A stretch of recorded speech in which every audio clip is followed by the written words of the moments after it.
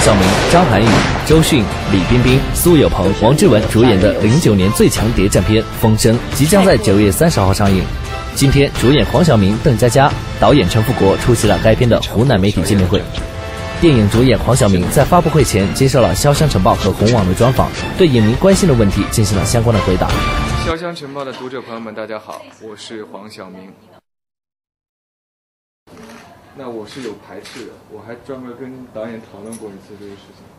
我觉得会不会对我有影响？因为之前塑造的都是正面人，但是后来导演给了我一个很大的启发，这毕竟是一个电影，而且是一个很大的电影，而且这是一个角色，并且是一个可以让我自己有突破的角色。那我觉得，尤其现在人看电影可能也不会像以前那么傻，就认为角色就是你本人。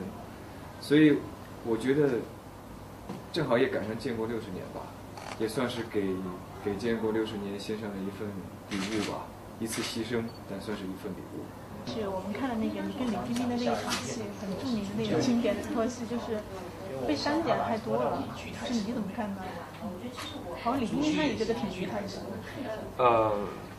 拍电影都是这样子的，就是尤其是拍正场戏，都是会很多素材。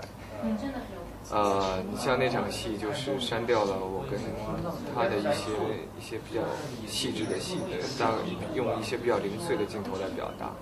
那也包括我也拍了一场，还行，还可以。是本人吗？他是有替身，是有替身的。接下来会接了什么戏？接下来，现在在拍叶问第2部。在里面演什么角色？叶问的大弟子叫洪春良，就是教李小龙功夫的那个。